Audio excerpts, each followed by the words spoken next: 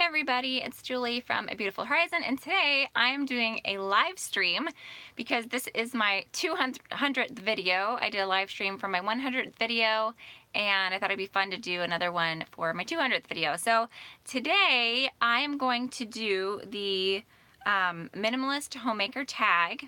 I saw Nikki from Nikki Schumacher Official do a thing like this.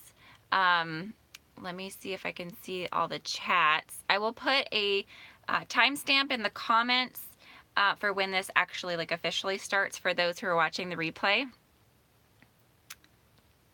I'm going to do all chats are visible. Hopefully that'll work. And let me know if you can hear me, if you're out there watching. And I announced this on my Instagram, so hopefully somebody will see it and hop over. My Instagram is also A Beautiful Horizon if you want to follow me there. I was tagged by Shannon Torrens. This was originally a collab with her and Minimom. And so they did this first. I brought some water. I thought about doing tea, and then I said, I'm just going to bring some water and keep it simple. So the first question is, has minimalism made staying at home or working from home easier for you? And yes, it definitely has made staying at home. I'm a stay-at-home mom. I homeschool, and I have 3 kids. And when I first became or started my minimalism journey, I had 1 kid, and I think at the time I was pregnant with my next kid. So I was pregnant with my daughter at the time, and I just realized there was just stuff everywhere. And even with just 1 kid, we had lots of toys everywhere. I had lots of stuff in my kitchen, more than I needed, lots of stuff in my closet, lots of shoes, lots of clothes, lots of everything. And so that's when I started. And what is the best part of staying at home or working from home now? I just like not feeling rushed, having time to make a more complicated breakfast sometimes. What is the hardest part of your home to keep minimal or under control? I think that's like office stuff. I'm a homeschool mom, and so paper, pens, pencils, crayons, markers, all that kind of stuff. We kind of have a lot of that. Has minimalism changed the time of day that you wake up or go to bed? Not really. I'm a night owl, and someday maybe I'll be a morning person. Pardon the set. I had to do this vertical. For some reason, it wouldn't let me do it horizontal, so I'll figure that out someday. If you know how to do that, how to make it switch, let me know. It wasn't letting me switch. Maybe it's because I'm on my phone. But no, I'm still a night owl, and maybe someday I'll be a morning person, but not right now. Do you listen to music or have the TV on when you declutter or clean? I listen to a lot of audiobooks, podcasts. I'll also watch YouTube videos. That's what I do when I clean. How often do you declutter or clean? Well, I clean every day, but I declutter pretty regularly. I tend to clean my kids' rooms on the weekends, and I have them pick up throughout the week, especially like the living area. We pick up the living area every evening. I'm going to be doing an evening routine video coming up next month. So we have a routine for the evening where we clean up, and then my vacuums, I have a little robot vacuum that goes around, so we do that every night. But then I'll clean the kids' bedrooms on the weekend. I actually have a printable for this. I will link in the description after this is over, that talks about maintaining after you declutter, if you guys are interested in that. It's free if you want it. And then decluttering, I tend to do that like about quarterly. I don't have like a set date. Actually, I think I do now have a set date in my phone, but I was actually doing some of that today. I was just feeling motivated. So sometimes I just get in the mood to get rid of stuff. It's usually if my kids' rooms have been messy for a while and it's just driving me crazy. Or if I can't find something in the kitchen, then I'll start decluttering in the kitchen. Or if my closet is bothering me, then I'll declutter that. Let's see. Do you have a minimal makeup routine? Did becoming minimal change your makeup routine? I did declutter my makeup. I had a lot of hand-me-down stuff that I didn't use. I don't really do lipstick, and I had a bunch of lipsticks, so I got rid of those. I actually have a video for minimalist makeup routine that I will link in the cards once this is done being live. I'll go in later and fix all that stuff. What is your most cluttered area in your house? Probably this room, which is my master closet. Has being minimal made you more productive? I think it's made life easier in that I'm not doing the same things over and over again, so I can do other things. So yes, I would say that I'm more productive now because I'm not cleaning up the same messes all the time. Do you feel you would be more or less minimal if you worked outside of the house? I don't know. Maybe I wouldn't have been so desperate for minimalism if I wasn't home all day with all the stuff. But maybe I would be frustrated that I came home to a mess every day, and maybe I would want to declutter then. I don't know. That's a good question. What is your never-ending chore or area to declutter? Well, my never-ending chore is, the dishes. The laundry too, but the dishes for sure is, I think, harder than laundry for me. I do have a laundry routine video also that I can link. I think in that video I just talk about how I do a load or two every day. I think I've talked about this in other videos too. I do a load or two every day. It's one of the first things I do when I wake up in the morning, and that's very like fly lady, but it really helps me. And then I try to get it folded and put away before bed, which is also kind of like a fly lady routine, but it just really helps. And now that that's a routine, it doesn't feel as laborious. At one point, like, laundry was overwhelming. And I've gone through seasons of, like, if your kid's sick or something, the laundry gets overwhelming. But I try to do at least 1 or 2 loads a day and get it put away. And I try not to, like, stack it and leave it there. I try to fold it as soon as I take it out of the dryer and then put it away before bed. That's, like, usually my thing is try to get everything put away before bed. Has minimalism changed how you relax or spend your downtime? Well, I think having less stuff means that you're decluttering less or cleaning less, so you have more time, supposedly. I don't know. I feel like there's always something to do, especially as a mom. When you have multiple kids, you still don't have a lot of downtime, even if you're a minimalist, or whatever.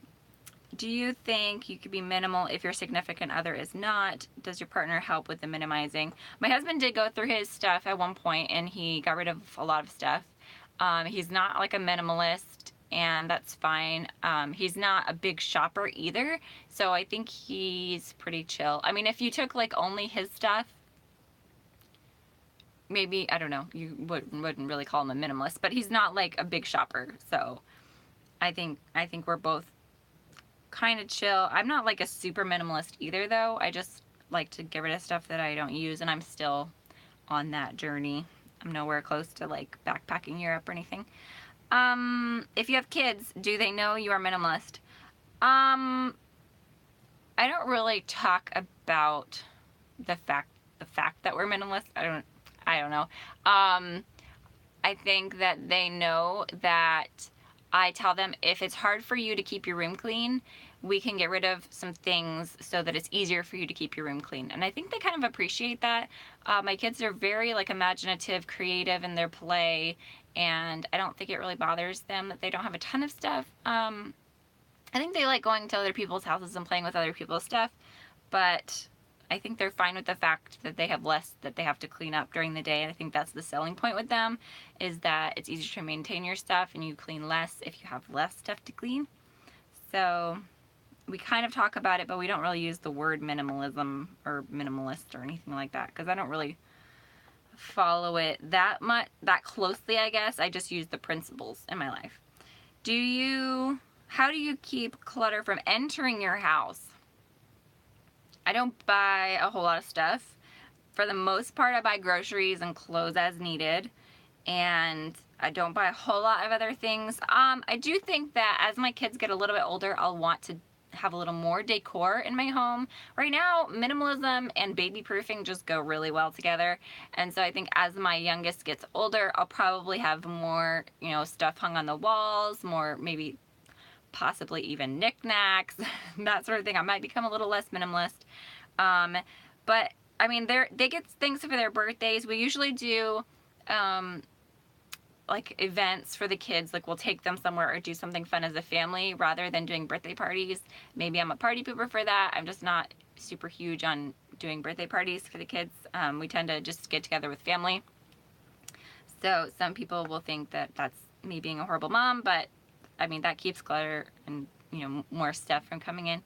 But I try not to make it like a big deal. People know that I prefer doing things with people rather than receiving gifts, and part of that is like your love language, I guess, but I wouldn't want to like put it on somebody else that they can or can't give my kids something, so I try not to get too hardcore with that, and to each their own.